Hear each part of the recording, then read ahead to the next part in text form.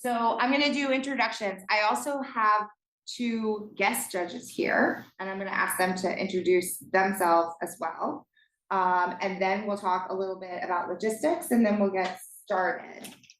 So hello, everyone. My name is Maria Sonnen. I am the main judge for this 10-minute sessions.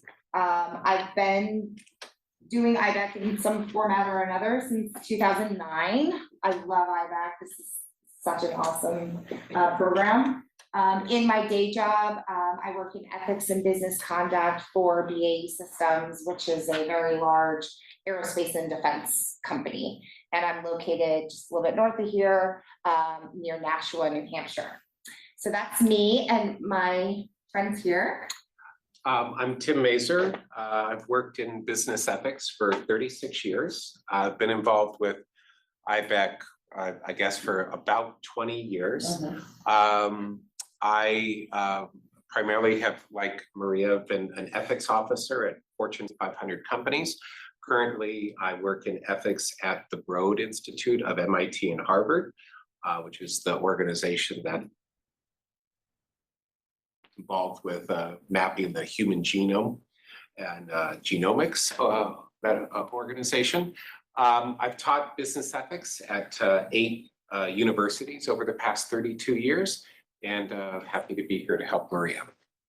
And I'm Ruth Kraft, and in a former life, I created the business and corporate social responsibility curriculum at NYU at what's now called the Stern School of Business. I'm a lawyer by profession. I was a New York State judge for 14 years, and I'm now the chair of the employment law practice. I represent corporations in New York law firm. We're really national at this point. And I've been doing IBECC for 25 years. That's my labor of love. All right, excellent. Okay, so let's talk a little bit about what's going to happen. So we have 3 teams, and they're going to go in the following order. UMass undergrad, discussing gap and scheduling. SUNY Potsdam undergrad, insulin. I just wrote down insulin, so I know it's more complicated than that, but insulin. And Fordham undergrad will go last but not least to talk about nepotism. What we're going to have you do is come up and do your presentations. There's no slides, right? It's just verbal. And when you're done, just go sit back down, and then the next team can come up. And at the end, the judges will give you all feedback. And then if you have any questions, or we can talk about whatever you want to talk about. We can talk about business ethics, because between the 3 of us, we could probably talk about it for 3 days. Okay. Perfect. Are there any questions about how the next hour is going to roll? Awesome. Okay, so now I have to read this, which is tiny little tape. Okay. These are the instructions for the 10 minutes. So keep this in your head as you're presenting. You have been called back by the company to whom you gave your full presentation for a second visit. They have asked you to speak only about the ethical aspects of the problem and to explain why your solution successfully handles any ethical issues. You will have 10 minutes. No Q&A, so we're not going to pretend to be boards or anything like that. You may not use any slides or video. And you'll probably just want to have 2 or 3 members of your team do this. I was asked whether people can come up with notes or notes on a phone. That's fine. Obviously, don't stand there and just read them. But if you would like to have a cue, that's fine. And Tim is timing. Yeah, I'm going to time. Yeah, and they'll lose points if anyone perceives that they're reading from a script. Don't read, and do not go over 10 minutes. Because that Tim's like, I think he has like one of those fraud things. Okay. Any questions? Are you gonna give a warning, like 1 minute left? No warnings, no. And no one in this room is allowed to signal the speakers. The speakers have to figure out how to stop within 10 minutes, however they want to do it. Yeah, you can bring your phones up with you, okay? You can have a watch, you can count in your head, whatever you want to do. And the two teammates can talk to each other, or three teammates can signal each other, but no signaling from the office.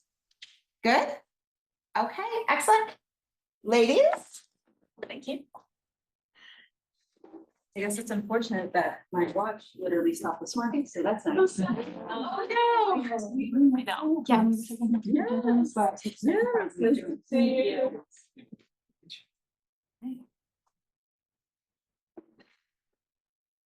Is it whenever we're ready? Yeah.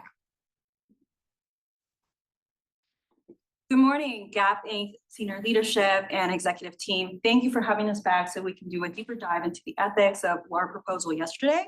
My name is Paulette. And I'm Sophia. And so as the Eisenberg Innovation Consultants, we dived a little bit deeper and gave our recommendations yesterday for how GAP can adopt AI for scheduling and do this to create more efficiency within the company, as well as to create a more flourishing workplace for your employees. But let's not forget about your mission statement and your goals of creating a fit for all and really this culture of belonging. And we see that this directly aligns with the ethical principle of flourishing. Now, what does flourishing look like? This looks like your employees thriving in the workplace as both people and professionals. Yes, that's right. In the past, you have been a leader by having gone from on-call scheduling to predictive scheduling. Now, it was brought to your attention a few years back that from a legal perspective, things were changing within the industry, and from an ethical, there were a lot of ethical concerns revolving around on-call scheduling.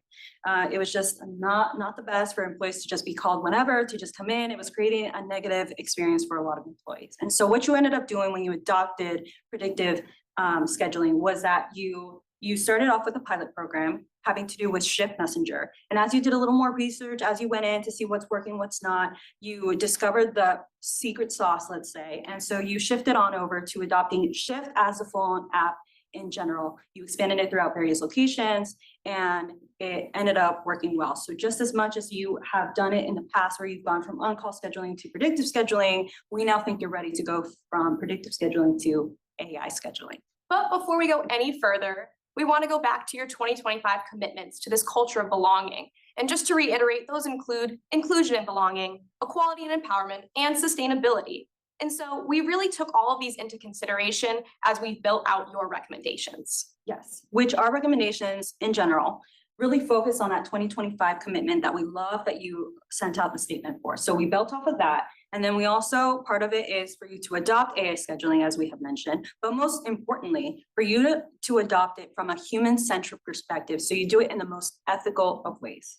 Now, there are some benefits to AI, of course, which is why we are recommending it. Not only has it been shown to increase efficiencies, but it has also shown for it to lower costs and that it has helped a lot with research and development. A lot of industries are starting to adopt it, such as the education industry. It's working a lot with scheduling as well. Healthcare has also been adopting it to be more accurate with diagnoses and treatment plans. And then manufacturing has also been doing it for workforce planning, as well as, what was the other one? Workforce planning and supply chain management. So it's definitely being sent out to other people, to other industries. And it's now a matter of, it's not a matter of if now, it's a matter of when this will happen. And we want you to be at the front. However, we do want to recognize that scheduling in the context of AI is fairly new. And so we totally understand that you definitely have some concerns and worries about implementing this. So today we're going to really dive into those worries. And we have three main challenges that we think implementing scheduling with AI is going to bring to GAP Inc. And this is data security, data privacy, and data bias. However, don't worry, we're not leaving you hanging. We have some ethical approaches to mitigate these risks. And this is what we call the ethical heart of a responsible AI policy. And this includes trust, transparency, and accessibility. That's right. And to start off, we want to talk about data privacy. And so this goes pretty hand in hand with trust. We want for your employees to trust you, of course, in the sense that when they give really private information to you, and then for it to be input within whatever AI you use, for you to not sell their information, for it to be carefully secured, and for it to be kept nice and private. Hence the name, of course, which leads me into data security. Now, we feel that this goes pretty hand in hand with data, with transparency. And so ultimately, when it comes to data security, chief technology officers and chief information security officers have been having this problem or challenges with data security purely because of a data aspect. Whether AI is involved or not, you will run into these problems no matter what. Recently, and it's happening all over. Recently, United Healthcare had a cyber attack that left them with a loss of about $800 million. So these things these things are happening, and so it's important for you to take that stand and invest in what you need so you can maintain that data privacy, but also that aspect of data security in ways such as like the two-way factor system, security redundancies, etc. But my point with this having to do with transparency is that when these data losses happen, these security breaches, cyber attacks happen, we want you to be transparent about what is happening. Talk to your employees, talk to them about what next steps you'll be taking in order to cover these moments. And so that also, coming full circle, fosters trust. So let's not forget about data privacy though. I mean, data bias. This is going to be something that is going to really concern your employees because AI it has bias, and they're going to be concerned that maybe this new system is going to favor certain characteristics or certain people. And so this is going to cause concern and maybe a little bit of uproar. However, you mitigate this by having a human-centric approach. This means that AI is just a tool. There's a human behind this. There's a human auditing this. They're looking for bias, and they're ensuring that this is going to be changed. And that comes with accessibility. This means that your employees need to be able to voice their concerns and to management that can make these differences for them. So that way, this is an ethical policy, an ethical implementation of AI. Yes, and so this brings us back to our recommendations in the sense of, okay, well, how can we best visualize this, right? And let's visualize it as if you were putting on an outfit. So we begin with the shirt, those first impressions. And what we want this to take form of is for you to do a typical pilot program, kind of like what you did with Shift Messenger, and now have it be AI oriented. So you're going to do your research, you're going to figure out, okay, what's working, what's not working. And then from there, make your best educated decision as you, for whatever form your AI is going to take form, and then distribute it to your location. So that's the first one, the shirt. And you can imagine as if a new logo appeared once you fully adopt it, right? So that's what people see. Now you're going to put on some pants, right? You're going to be a leader in the space, and it's going to be one of those things where you're putting on your big kid pants. So you are showing that you're taking on and adopting a responsible AI model that actually combats those challenges that we mentioned having to do with data privacy, data security, and data bias. And so ultimately, you also have to remember that human-centric approach so it stays ethical. Now, after you've got your shirt, your pants, you got to put on the shoes so you can hit the ground running and be an advocate in the space, whether this both within the regulatory arena as well as in general for your industry. You want to say, you know what, we're being ethical, be ethical as well. This is important. Create this flourishing environment for your employees because, of course, they matter. They make up your company as well. So you got the shoes, you got the outfit. Now let's add a little bit of that jacket. Let's add that little stylish, kind of like what Sophia has on right now. And so essentially with the jacket, it's this aspect of making it accessible for your employees, making it easy for them to know, okay, this is what's happening. We're being included. We're being wrapped up by this jacket. We know what is happening. We feel like this is going to work out because this is new for them too. So you want to make sure that they feel like things are working and that they can trust you, that you're using trust, transparency, and once again, accessibility. Can't say that enough. So that's the whole outfit. But what does this outfit hang on? What's the real foundation? It's your culture. As we keep emphasizing, those 2025 commitments are something that we love. We want you to keep looking back, making sure that that is the center at which everything will flourish from. So, of course, trends pass, time changes, outfits weather out. Right? And so you want to make sure you're staying updated. That's why we encourage you focus on our 4 C's. Recommit, communicate, corroborate, and finally, collaborate. So you make sure you keep this thing updated, reviewed, and revised for whatever changing times come. Exactly. And so when we see all of this realized, the mission of your founders, Don and Doris Fisher, can be seen, this commitment to a fit for all. Because as you've already said, once we realize that inclusion is not optional, not only do we see these gaps close, but a world of possibilities open. Thank you so much.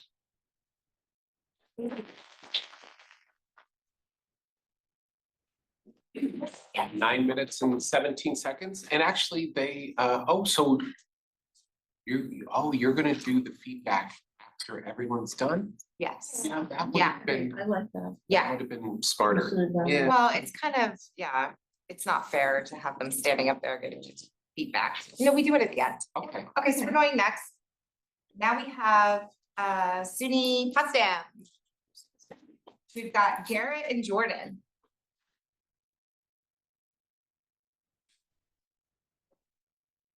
Do you have any questions? Yeah, you're good to go? Okay. All right, whenever. Okay, whenever you're ready. Good morning, Eli, Lilly and company. I am happy to be back here. My name is Jordan. I am accompanied with my colleague Garrett. And we are here on behalf of the Ethical Insulin Solutions Consulting Group. We're very happy to be here and help further advise the ethical issues that your company may be facing. Before we really get into the ethical considerations and solutions, I would like to give a brief overview of our entire analysis. We have identified that the prices of insulin in the United States are very high, and this is causing a lot of financial burden on many Americans who need this life-saving drug daily. We have looked into the legal sides and saw that there has been very little to no progress as far as bringing these prices of insulin down. These high prices have caused many of Americans to choose paying their bills or putting food on the table rather than getting their life-saving medication that they need. We believe that insulin is a human right. The access to insulin is a human right and should be accessible to anyone who needs it.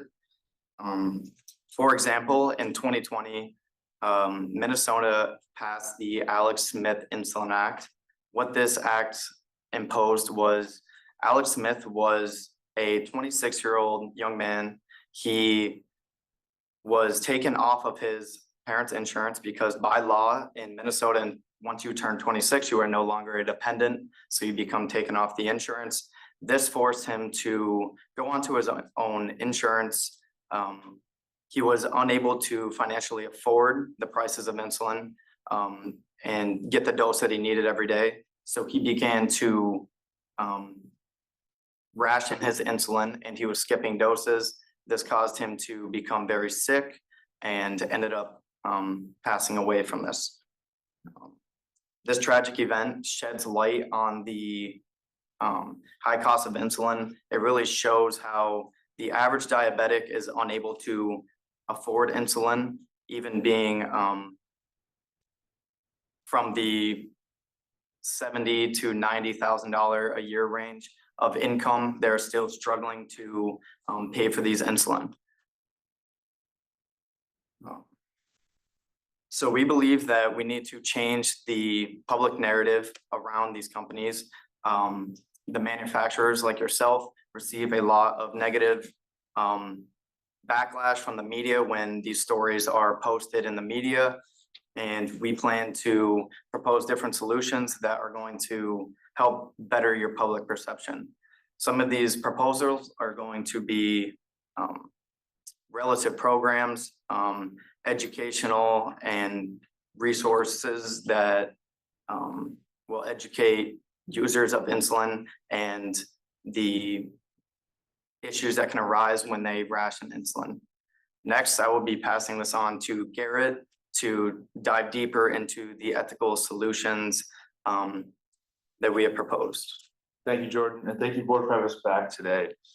As we dive deeper into the ethical considerations of the affordability and availability of insulin, I just want to reiterate the mission statement of Eli Lilly and Company, which is we make medicines that help people live longer, healthier, and more active lives. This has been the foundation, the building blocks, which was made your company so successful in the past. The past 140 years, you have worked tirelessly and been leaders in innovation and medicines to help people with real needs, with real lives. We want to focus on enhancing how the public perceives you in not only the ethical way, but in the way of like corporate responsibility. With this, we just want to state how insulin is not just a drug or a medicine. It is a lifeline for millions of individuals around the world. This ethical necessity to increase access to insulin and affordability is directly aligned with your mission statement of improving people's lives.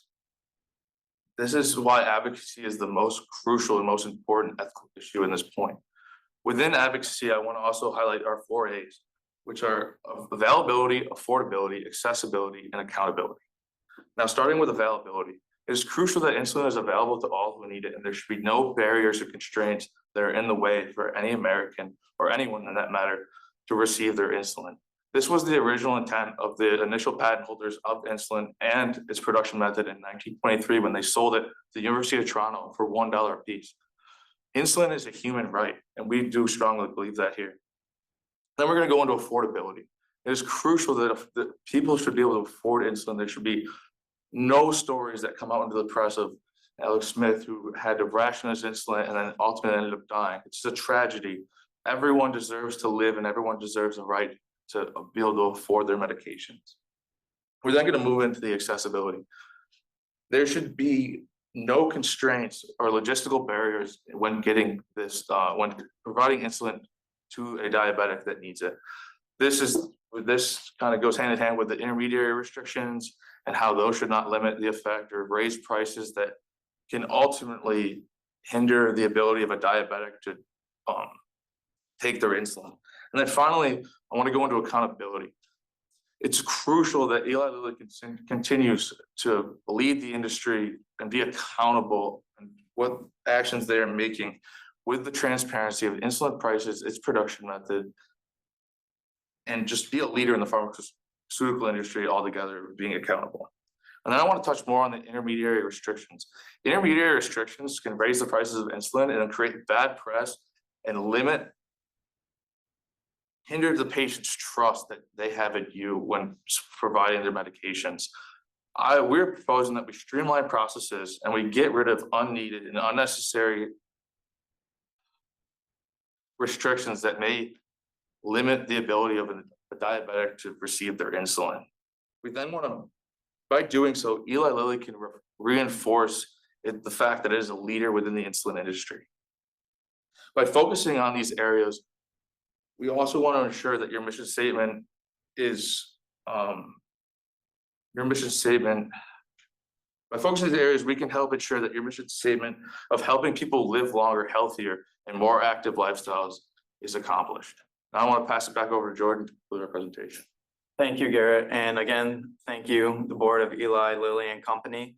We're happy to be here today. We hope that you take consideration into some of our solutions that we have provided, and we look forward to working with you guys into the future. Thank you.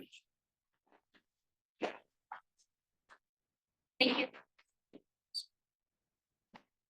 7:26.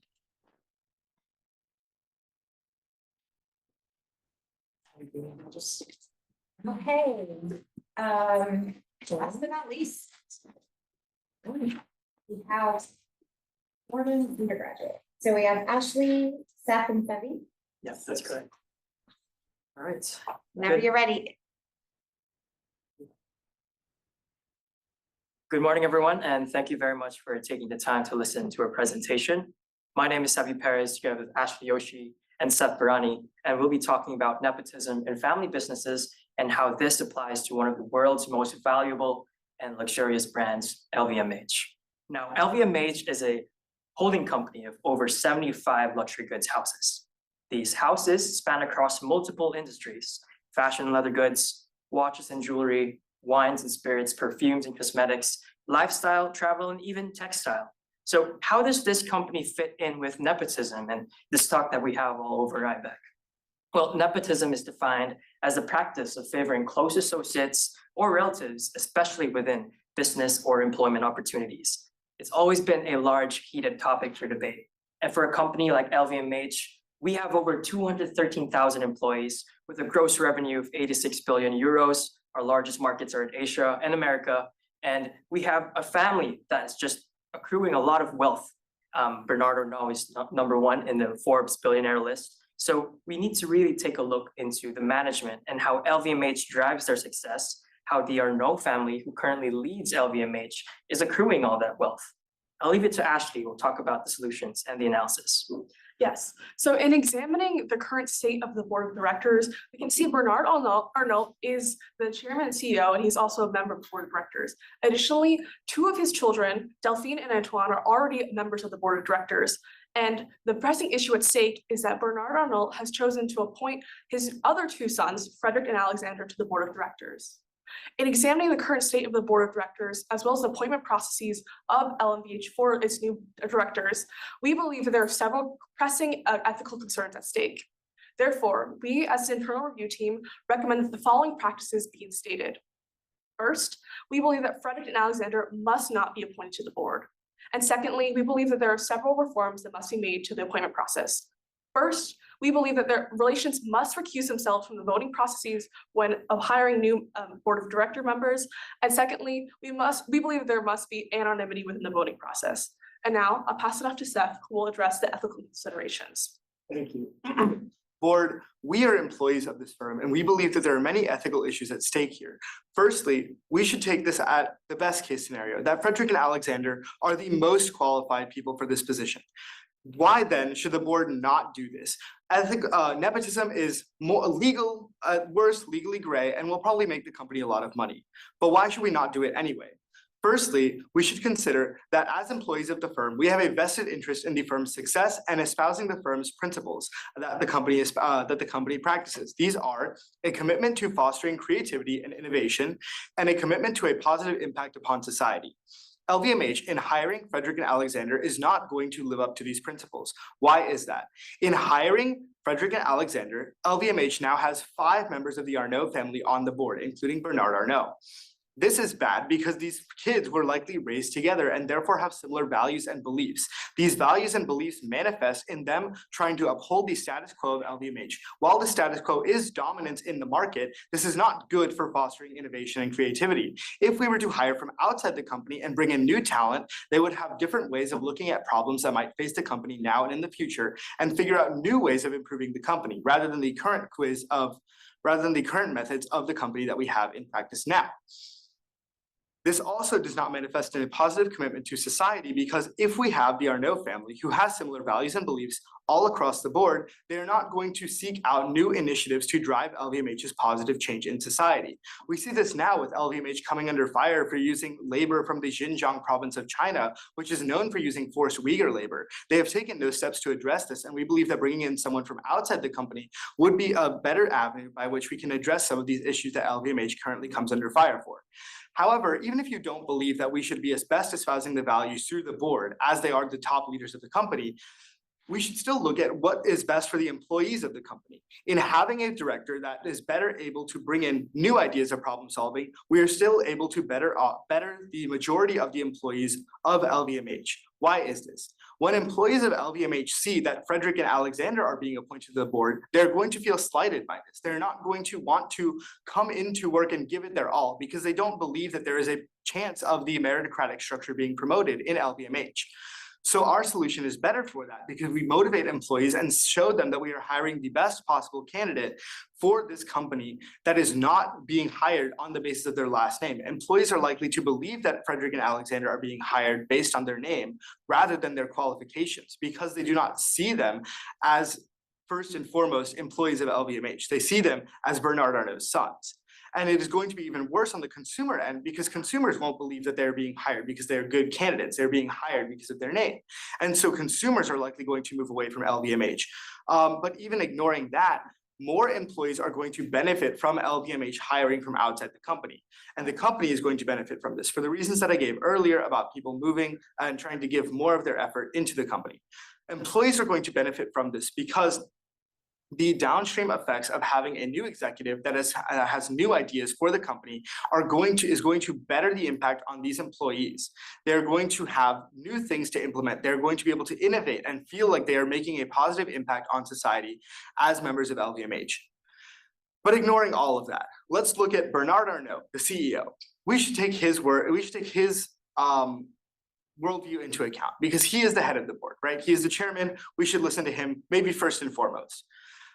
Bernard Arnault has an empathetic duty and a logical duty to not nominate Frederick and Alexander or to not vote for them to be on the board.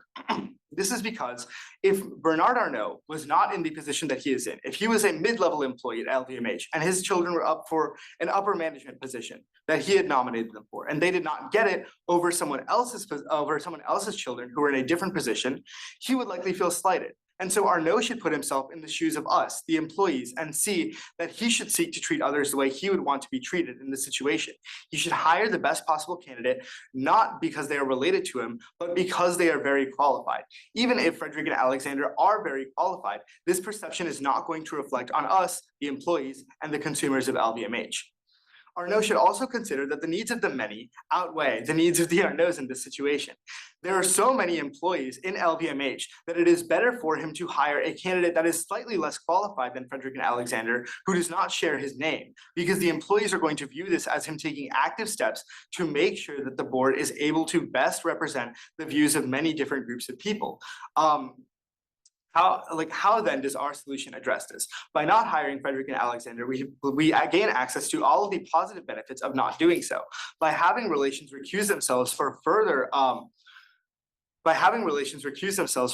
votes on board appointments, we are able to better mechanize a way in which people are voting in terms of just viewing the qualifications and not on their relations. This eliminates any potential conflicts of interest now and in the future.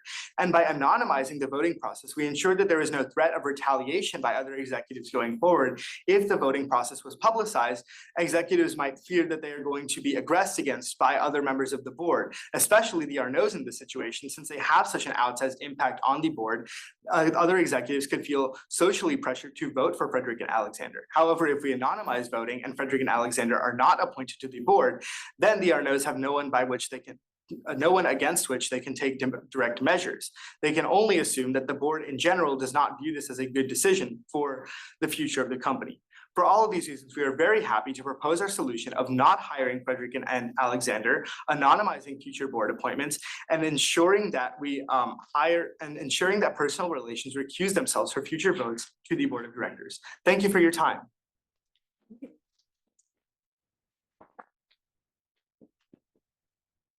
Woo, okay, 8:37. awesome. Great job, everyone. Isn't it good to have that over? So would you like to go first, Ruth? I'll let you go first. First of all, you're also composed and articulate. It's extraordinary.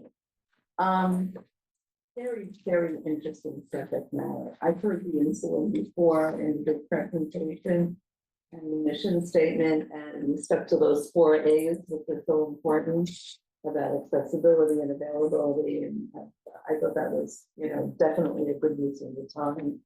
For UMass, this is such an interesting thing. I was getting confused. I'm an employment lawyer, so I do know about, predictive scheduling and the use of AI, because this is coming up more and more. And in full disclosure, I've represented the GAP. So I'm currently representing its spin-off, Jamie and Jack.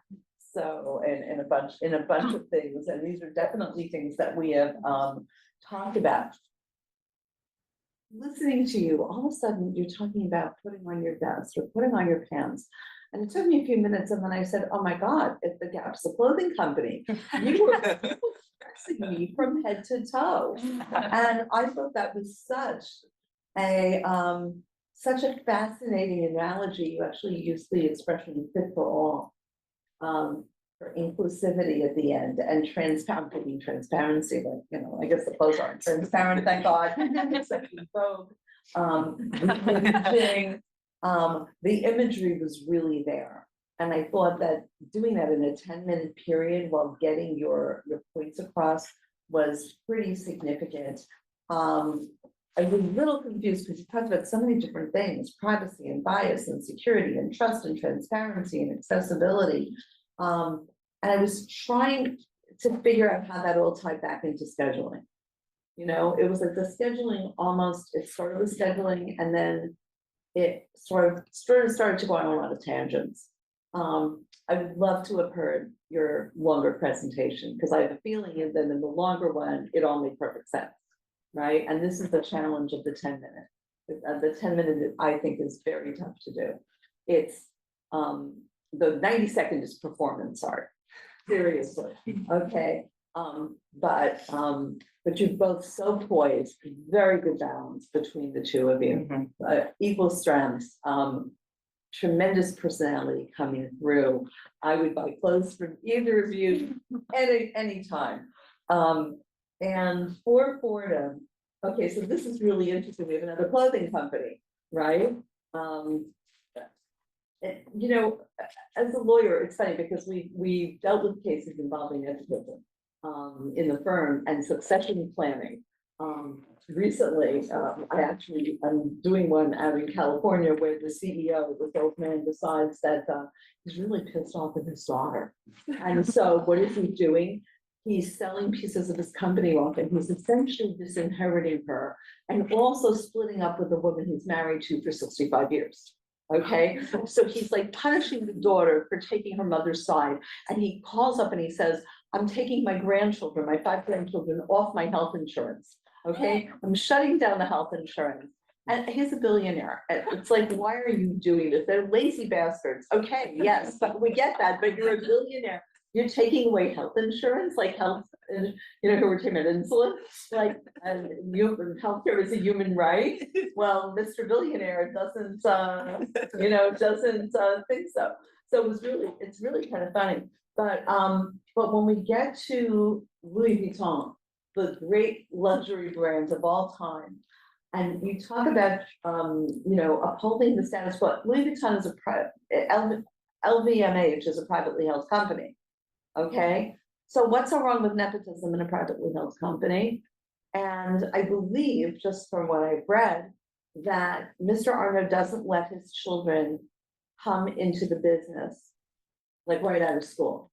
He makes them go. A couple of them have worked in investment banks. He has sent them to other countries. He delegates different divisions to the different kids based on his perception. I think he has a daughter, maybe her name is Sandrine, who's older, who's in the company. So I'm trying to understand how 5 different kids, each of whom may have gone to a different university, has spent not just internships, but real time working in the United States or in Britain in different fields, why there is a notion or a bias that if they are members of the same family, that they have the same mindset. That was really kind of bothering me. And how, if I choose to work in a company that's not publicly held, that's this luxury brand company, because maybe that's the only way I can get a discount on Louis Vuitton. Never goes on sale, ever. Okay, and maybe I get my Moet and Chandon instead of your beer at 9 o'clock with your drink champagne. Okay, I am trying to understand how, if I as an employee choose to work for a privately held family company, how my rights are somehow impacted and how society is impacted by the fact that he is putting, you know, his kids on the board of directors who are the owners, they're the owners of the company. I thought the concept of transparency was well presented. I kept thinking in the board, I don't know how many people are on the board, but you know, if 5 or 6 of them are members of the Arnaud family, it doesn't take much to deductively reason who voted against. You know, if we're voting in a collective of 100 or 200, you know, maybe you could kind of figure that out, but not when you've got a board that might be 10 or 15 people. So I thought that, you know, the recusal thing was very interesting again, because if we have a small board and the family recruits itself, who's left?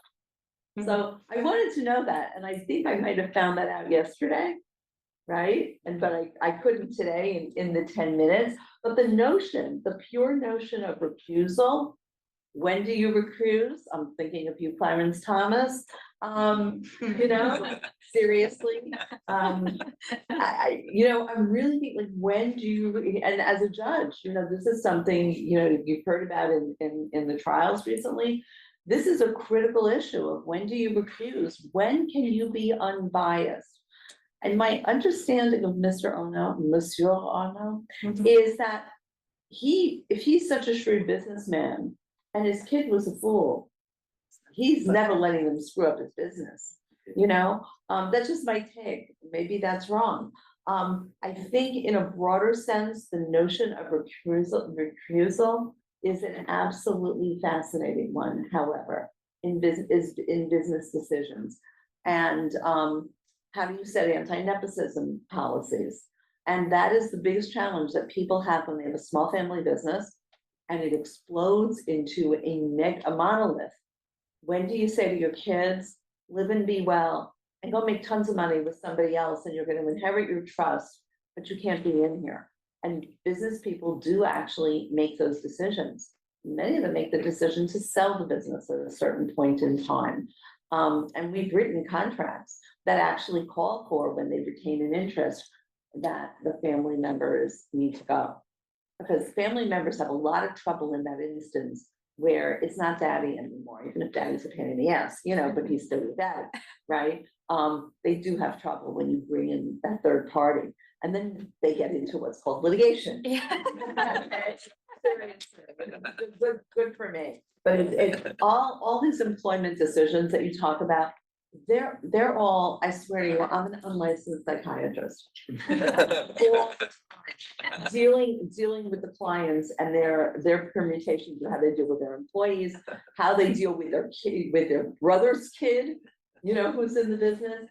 These are classic things. I don't know that was the best, you know, example of talking about LVMH, but the concepts, the values of this, and this came up, my first law firm, Weil Gotchel and Manges, had Mr. Manges, they all had sons who were lawyers. They weren't allowed to work in the firm. They had to go to work for the competition. So it's very common in partnerships. I'm in a firm now where we actually do have some family members. My paralegal is my partner's son, but I will tell you, his feet are held to the fire. He outperforms everybody else because his father would kill him. Okay. So that's what I have to say. But there's a lot of work in this, as I said, and it's very hard to condense into 10 minutes. It really, I think it's the hardest of the three competitions. So, right? So Do you have anything congratulations. for Insulin Potsdam? Insulin Potsdam, well, they heard everything yesterday because I gave them a tremendous amount of feedback. I think you listened. I think you did. And you had 10 minutes and you used 726. And as a New Yorker, so I'm from New York, right? And I talk very, very fast, especially if I have a 10-minute, you know, I feel the wind, you know, on my back.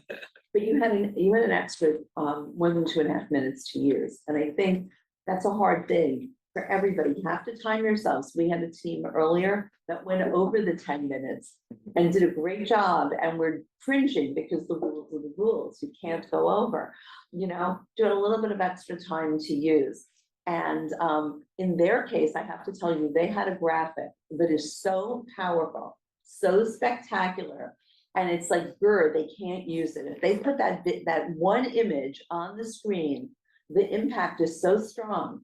And that's a hard thing. How do you verbalize when you just say the concept of insulin is a human right? It's not the same as the picture. And that picture is spectacular. You know, it should be on news media every night. Now I want to see the picture. Pull out your phone and show us. It is great. It is great. It's red, white, and blue, and the eye is the drop of blood. It's really something. It's really great. That's cool. Do you want me to go? Sure. Okay. Okay, UMass. Very good that you made reference to yesterday. Your names are Paulette and Sophia. Sophia. Paulette and Sophia. Okay. So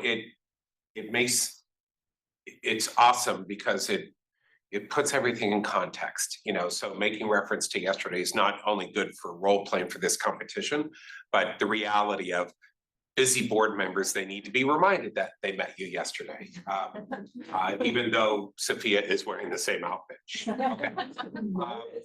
Okay, moving on. Talk up a little bit here.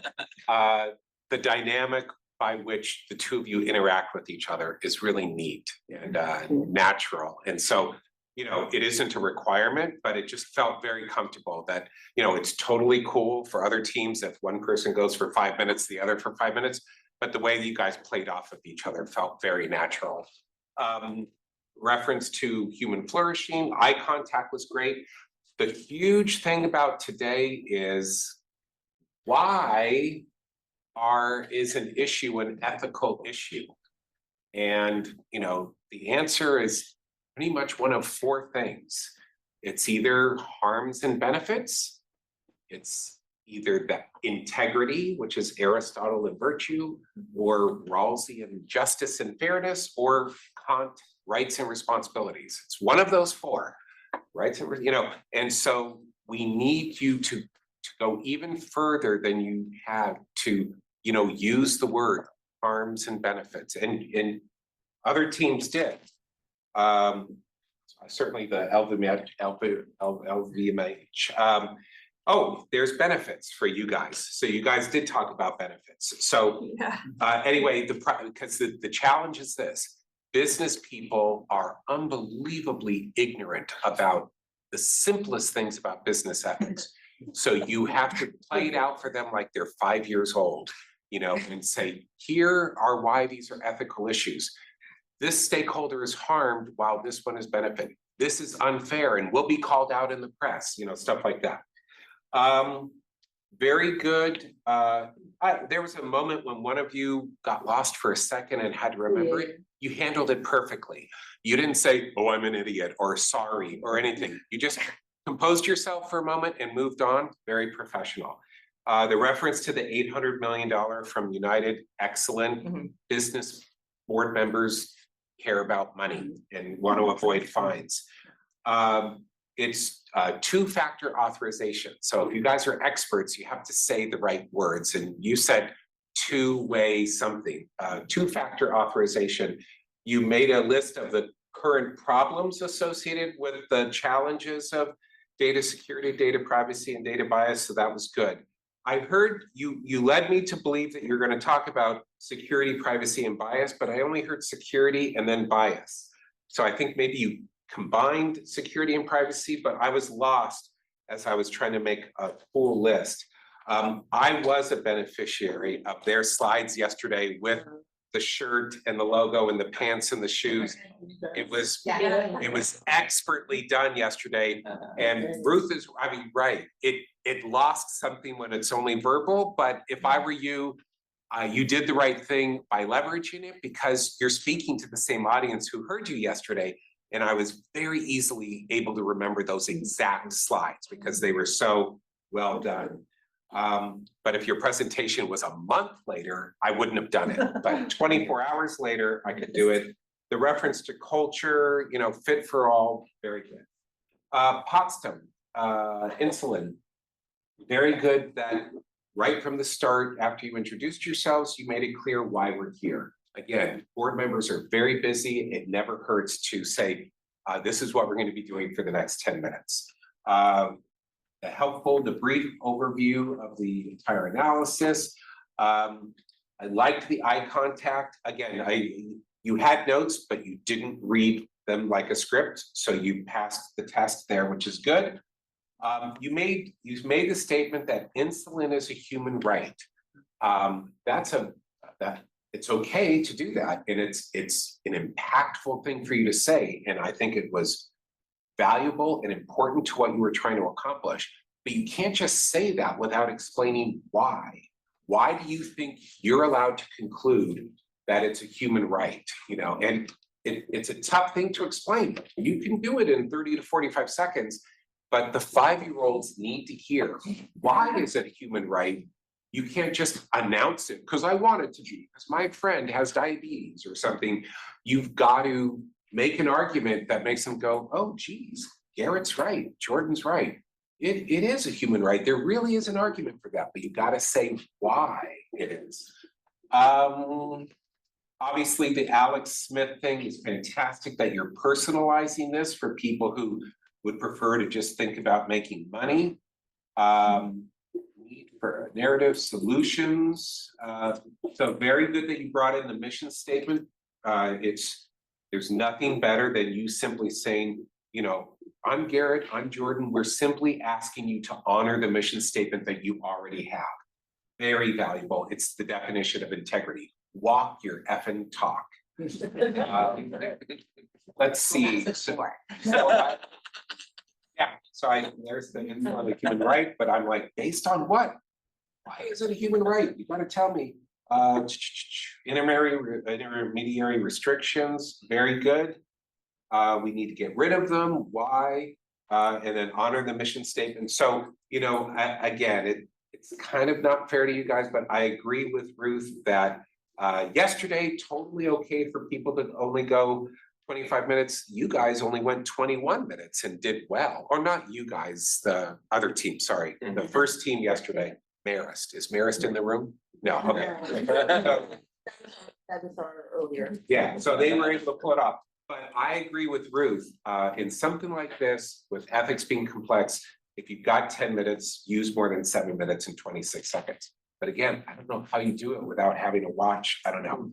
And let's see, Ashley, Seth, and Sevi.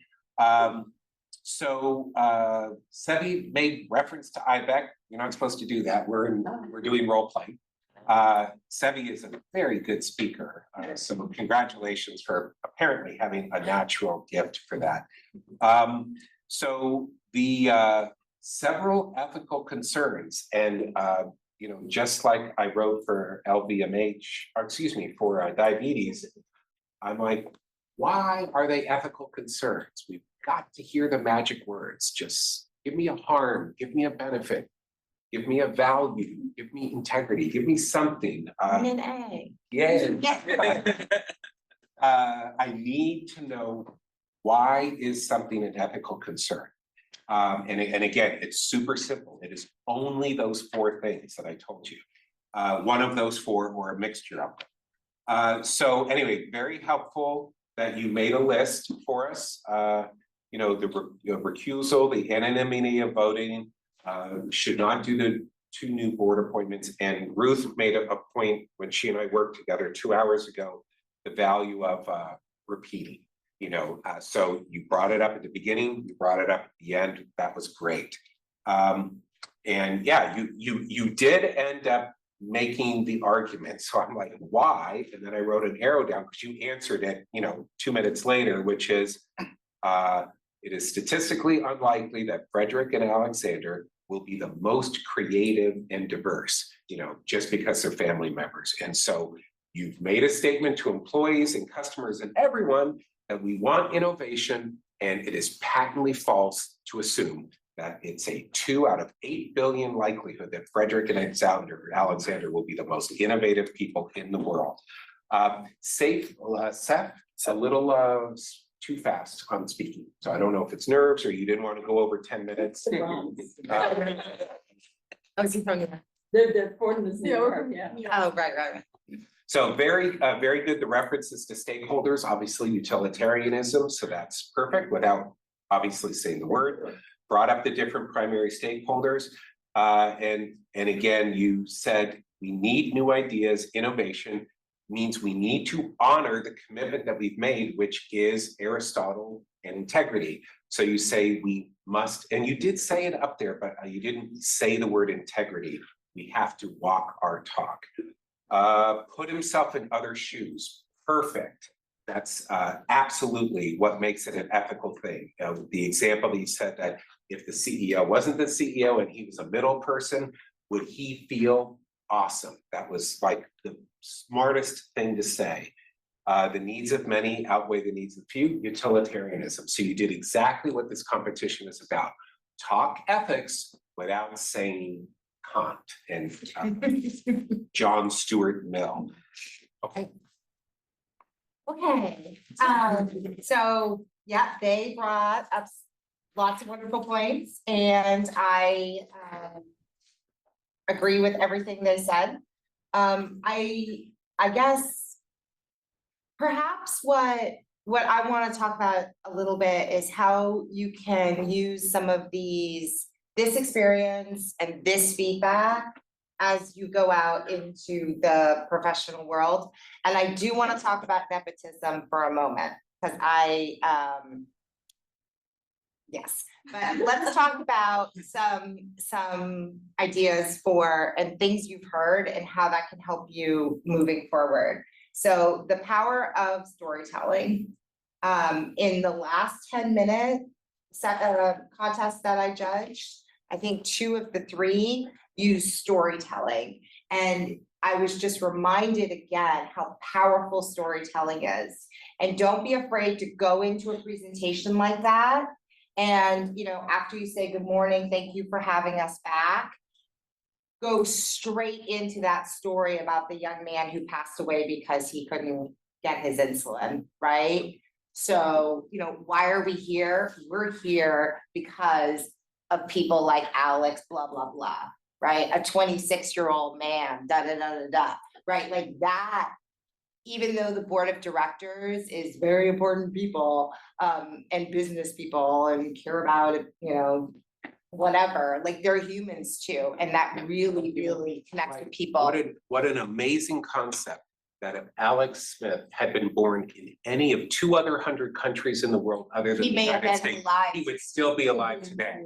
right? That would just like, I would Right. give you my wallet and say, go give it to his family. Right, so as you're moving forward in your careers, like do not underestimate the power of storytelling. Don't get so caught up in the details and the money. That's what backup slides are for. When you're actually presenting, you need to go in and you need to connect with people on a human level, right? So that's one thing. I think the other thing, if now it's probably unlikely you're going to be doing a whole lot of presentations on ethics, but I think always tying things back to companies' mission statements, to companies' values, to the culture that we want to create in this company.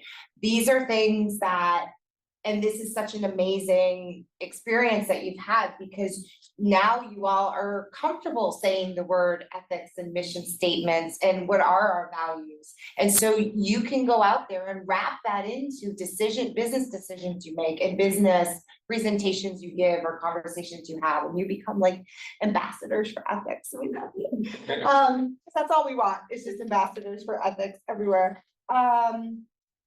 So yeah, I thought everyone did a wonderful job. Absolutely, you know, agree. This is a very challenging, the 10-minute.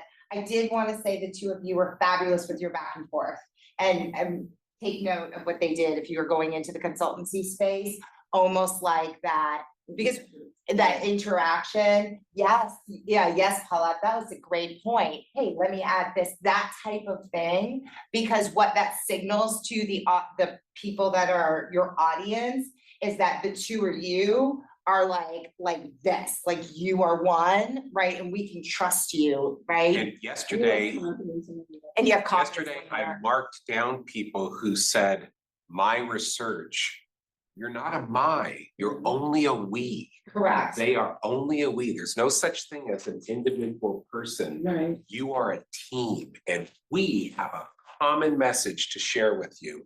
So it's not my And isn't it research. so interesting that the semantics, the words matter? In insulin, you said Alex passed away. I didn't say anything about it yesterday, but you know, he didn't pass away. He died, right? He died. The system killed him, right? The inability. This is a 26-year-old who's off insurance and is rationing his insulin. And if you're a type 1 diabetic and you crash, he died, or he was killed. And passing away sounds like he went to sleep, you know, you just, you know, didn't wake up. So sometimes the language can really trigger the emotional reaction that you were looking to elicit. And that becomes very, very important. And sometimes the language is over aggressive, and that's going to turn off members of the board, you know, because the board doesn't want to think that they're wrong. Or they, you know, if you were presenting, by the way, in front of Monsieur Arnaud, who is a member of the board, and you're telling him, you know, you're an epithet, and your 2 sons who may have graduated from Harvard summa cum laude, you know, and who have extraordinary resumes, well, there's an inequity there. How do you think he's going to receive this from you? So the good news is you say what you say, but you do it in the context of the way it appears to outsiders. Mhm. I want to help you understand how the other stakeholders are seeing this, so he Right. doesn't feel attacked. Right. And you are helping him understand something that will help him be a good CEO. You're helping him to run his business and to make even more billions of dollars and sell even more movies on. Without him feeling Without him attacked. feeling attacked, But, because otherwise, you but know. with, speaking of the words, one thing,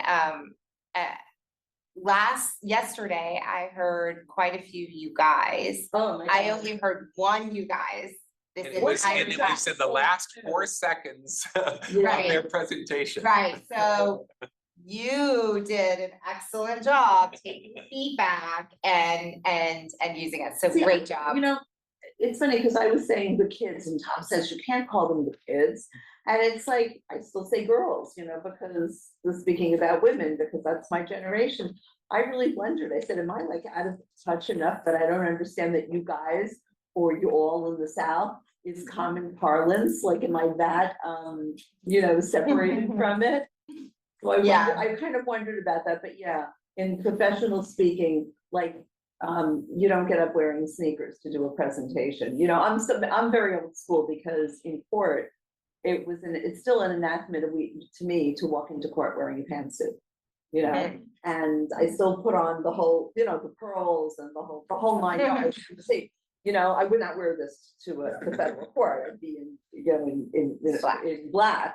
But, you know, it really, you know, it makes me wonder a lot about the generational divide. Like, one of my associates has green nails, okay? You know, and I mean, it's supposed to be a very fashion, green's in style this year, I'm told. And I'm like, you know, like, maybe that's generational. I would never do that. I'd never have bright nails so that a judge would be focusing on, you know, green or purple or whatever, instead of on what I'm trying to say. But that may be generational, and it really makes me wonder, you know, what are the acceptable norms? So the you guys sounds very casual and informal, but who's your board? If your board members are sitting there in sneakers, right, and blue jeans, because they're in Silicon Valley, True. that's a different thing than if you're in Pittsburgh, you know, presenting to a bunch of people dressed the way you are, right, in a full suit. That's a very good point that and you're I'm making, sure Ruth. it It's customized to your audience. Yeah. An interesting facet of this is, as I mentioned when I introduced myself, I've been doing this for 36 years. I am an ethicist. If you look up ethicist in the dictionary, it describes my career. She's an attorney and everything. She walks in with credibility. Put aside the fact that she's a judge. Right. She's a licensed attorney. There's automatic respect. My parents were so ashamed of the fact that I didn't become an attorney or a doctor.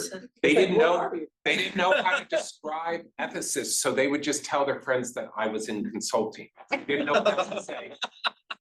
And they are old school and they were embarrassed. And so my whole life, when I've had to meet with a board, the board, 9 out of 10 teams that the board meets with, it's all about, we in 10 minutes will tell you how you can make an extra $500 million over the next 2 years. But every time I walk in, I am never telling them how they can make more money. I am there to tell them how they can be more ethical. A lot of business people don't respect what I do for a living. They don't think of me as a legitimate business person.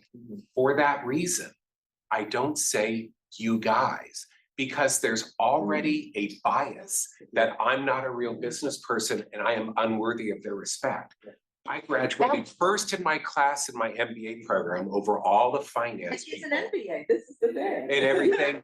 So whether it's clothes, the way I shake hands and the words I use, I am, unlike every other consultant that comes in, I am constantly fighting to persuade them that I am a legitimate business person. To your point, I think that this also applies to people who are earlier in their career, Yeah. right? Because you're gonna be walking in, like I've always said, you know, be the best dressed person in the room. And I'm not today because you all look amazing with your suits and everything. But the point is, when you're going into a business meeting, you don't want to be the most casually dressed or acting the most casually or sitting the most casually, right? You want to be walking in there the most professional so that other people see you and say, ooh, I could imagine that person being a manager or a director or right? And when you get to be VP, if you want to wear your sneakers and say, you guys, totally different story, But right? you have to know your audience. When my son flew up to Amazon to the interview, he's an MBA. And he went up there and he was wearing, the navy blue jacket with the khaki pants, right? The getup. And he had a tie on. And the first interviewer, the first person in HR said to him, take the tie off. We appreciate that you showed up wearing it. It's not the culture. Yeah. So, he got the heads up and he said to her, well, I don't want to be disrespectful and come just in an open ethnic shirt. But it's really true. I will tell you, having gone into law, and I was 23 when I graduated from law school, that I was the youngest woman in my class. But yeah, I kind of, the wrinkles and everything, I've earned the gravitas, 45 years in. But it's really true. When you were that young, except maybe in technology, cyber genius kind of things, the age, looking young, especially in my day, being young and female at a point where there weren't women practicing law, hardly at all, it was a real detriment. I still remember someone saying, oh, little girl, okay? And I remember my partner saying, you're gonna get back at him. And what I did is that I had to tender a document, and there were standard forms called Bloombergs in New York, these are lease forms. And they made me do a little bit of I was a tax lawyer, but they made me do some, a little real estate. And we had the Bloomberg, it was like a accordion folding thing, micro type, not violates the ADA, but that's another story. We printed it out, we had it typed out. It's like 95 pages, double spaced. We handed in that document. So screw you, mister, you think I'm a little girl. Now he doesn't know whether I changed any of the words. And what do you think I did? I changed some of the words, okay? So it's like, okay, you're either agreeing to something because you're sloppy, or you're gonna sit there and have to read this thing because you think I'm a little girl. I still remember, that's one of the great things of my first year of practice. But yeah, the wrinkles do help a lot. They help a lot with client acquisition, client satisfaction, because they think I must know everything, because I've been around forever, And the answer is, you never know everything. You really don't. And the one thing about the competition that I truly love, which makes me come back for 25 years, is the fact that everybody who's here has our lifelong learner. I mean, we're all lifelong learners, right? And we get the sense that you will be lifelong learners too, that you'll always have that passion and the creativity and the curiosity, right? Because that's what's going to sustain you through long careers, seriously, and that definitely, I think, sets this gang of folks apart. Yeah. Right? I think so.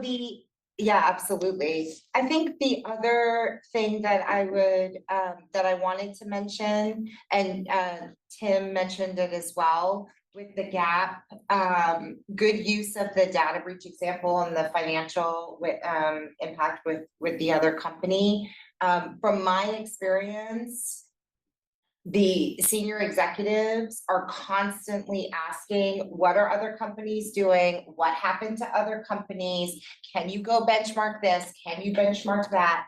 So anytime you're thinking of giving presentations to senior leadership, be thinking, can I get an example? Can I get a benchmark? Can I put a graph up that shows us versus competition? They love it. They love it. A related concept is every minute that you spend thinking about ethics and every dollar that you spend on business ethics, they're thinking the competition is spending that minute and that dollar on something real business and finance. So, how are we going to be able to remain competitive if we're supposed to be artsy fartsy, good angel, halos over our head until we're out of business? We can't compete against our competitors and save the world. So you have to explain to them how the only way they will remain in business over the long term, and you can only say this if it's true. The only way that you will remain in business is if you care about integrating ethics, because your customers need you to be ethical, which is why at least 2 of the 3 teams focused on trust.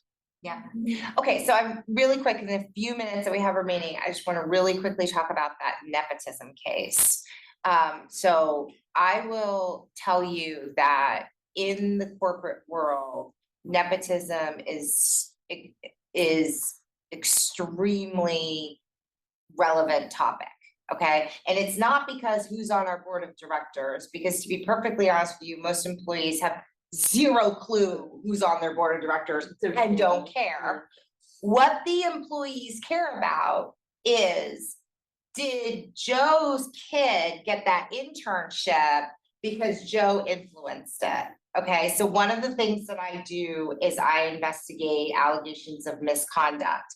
I will tell you that of our, besides, sexual harassment, theft, fraud, those types of things, nepotism and favoritism is way up there,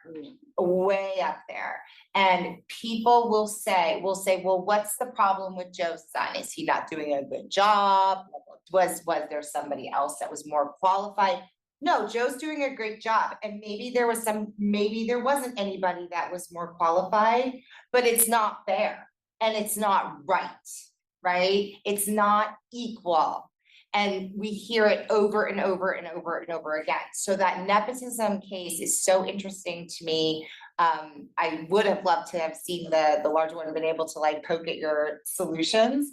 But the concept of recusal in the real world, we absolutely have mandatory recusal. If somebody comes into the hiring pool and there is somebody who is related that has influence, they have to recuse themselves completely, and we monitor it throughout the hiring process. And in my companies, they get in trouble if they don't If they proactively. don't proactively recuse themselves. Like they literally will get. Oh, we've done written warnings. Exactly. We've done written warnings if you don't recuse yourself. And the anonymity concept is really, really interesting. And where we're looking at anonymity, our biggest issue with nepotism is in the hiring of interns in early career. Because once you get to be higher career, really, you either have the resume and experience or you don't, right? But in those early career and interns, there's less difference between the candidates and what they're bringing to the table, right? So, what we've been exploring is anonymizing the resumes so that the hiring managers don't know the last name and who they're talking to. There's other aspects that come into it, but I think and there are pros and cons to that, but I think your concepts about anonymizing and recusal are so important. I just wanted to share with you that although, none of us are going to have any impact on Louis Vuitton's board of directors, you may have impact on regular hiring decisions, which is where employees actually see and have issues with favoritism. So I'm glad you chose that topic. I haven't seen conflict of interest be a big topic at IBECC, and I'm glad you brought it. Yeah, I'm sort of famous in our field because I had to give a plenary at one of the conferences on this. It was a panel with 2 people who disagreed with me. But in my organizations, I changed the rules so no one was allowed to look at LinkedIn or Facebook or any social media, because obviously your picture is there. So you cannot, the science is flawless. That's the other bias That if we look at a picture of somebody, it makes us feel something about them because of implicit and unconscious bias. So no pictures, and I showed the number of examples of false Facebook profiles. So, no, you're Seth, and there might be some college fraternity brother of yours who thought it was funny when he was drunk to create a profile of you. So when we do the background check and it comes up, you're instantly not getting the job, even though before that you were the most qualified. And it really does happen sometimes. And so an important part of this message is related to what we said earlier. My experience in doing this every weekday for this many years is more than half the business people believe that determining what's ethical and not is personal opinion. It is no different than the fact, you're Anna, right? Yes, I'm Anna. Anna's favorite color is blue and mine is purple. Does that make her better or worse than me? No, she likes blue and I like purple. Big deal. Over half of the business people I've met absolutely believe that ethics is nothing other than my personal preferences. I am the French guy she's talking about, and the French guy says, my belief is I have earned this power, and if I want my children to be executives in this company, it's ethical because I say so. Over half the business people absolutely believe that is what defines what's ethical or not. What I believe. That's not true. I already told you, there are 4 things that define what's ethical and what's not, and it has nothing to do with personal opinion. This is thousands of years of thought from going back to the Greeks about 4 ways to determine what's more ethical than something else. Your battle is you have to overcome the people out there who believe that what's ethical and not is simply my personal opinion. Free choice. Yeah. Yeah, it's really true. So so we've talked a lot. You guys are like, whoa, okay, too much information. Do you all have any questions or comments or anything you want to share about what you've seen? I did have a question, and not even regarding UMass and AI and scheduling. It was more so about nepotism and the hiring process and the anonymity aspect of it. But my question is, when is it okay to look at LinkedIn, you know, when you're scheduling those interviews? Because I know we said in those entry-level positions and in internships is kind of when it's most at play, because everyone's kind of comparable to a degree, and where these higher up VP positions kind of aren't. When I look at it. Yeah. In interviewing associates, which I do all the time, is I look to see how long have they been in the job? Are there gaps? Does the resume match what's on LinkedIn? Or is there a disconnect? Are they hiding something? You know, you want to get the sense. For example, I may find somebody who looks very good, but I can see that. I'll give you an example. What I do, I go onto the federal court system and I enter their name as an attorney, and I get to read their cases. I get to see their work product of cases they put their names on and see, do they play rotten? You know, do they make motions for the sake of making motions? Are they billing for dollars as opposed to serving the interests of a client? I do that all the time. I do it to my opposing counsel too, by the way. I do it to the judge. How does the judge think? Because he's the most important person in the room to me, or she. So, you know, I think that, and I will tell you, in my investigations, I have nixed lawsuits in the bud because someone says, I worked 80 hours a week and I didn't get paid. And I go onto their Facebook page. And one of them, I'll never forget, he was a Mexican singer, a wedding singer on the weekends. He's claiming he works 7 days a week. I've got the video of him singing at the wedding with the date, okay? So I actually love Facebook as a tool. When you're interviewing, you know, en masse in a company, you know, one of the big issues now, we have a new New York law that, you know, the concern is, are the recruiting companies engaged in implicit bias by picking up on things. For example, when you're typing your application, right, and they can count the keystrokes in the minute, the notion is that somebody who's older is more pecking, or they're typing slower, that there's a cognitive issue, and that, you know, and this really does happen, and they exclude people, or the way you word a sentence, perhaps that's saying that this is a foreigner, that English is not the first language. And so there is now a law against this in New York. And you know, and because there's serious concerns that older individuals are being knocked out because the employer is thinking, I heard this expression recently, she doesn't have enough runway. And I'm thinking, well, what that means?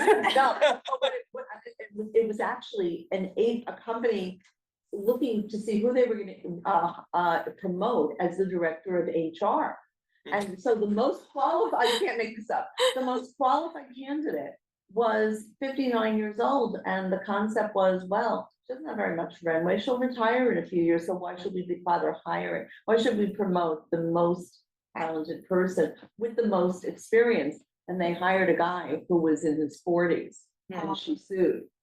You know, so I get it from the litigation side now. Yeah, and my quick answer to your question is, don't use social media for the first round. Right. Yeah. It's okay for the later rounds. Right. You want to customize your interview questions, but the issue here is discrimination. So the problem is if you have the automatic software that Right. goes through or you have HR people looking at Facebook pages and LinkedIn pages, that's where I don't want the discrimination to happen. But Yeah. once you create a pool of 6 people who will be interviewed face to face, then it's okay to do that. But the problem is the number of good people out there who get filtered out because they see a picture of someone, they see a very smart, awesome person here who has what some might describe in the United States as an unusual first name, and some a-hole doesn't even let him come in and It's the same point to the resume and the argument for anonymizing the resume, right? Because if you're a John Smith. right.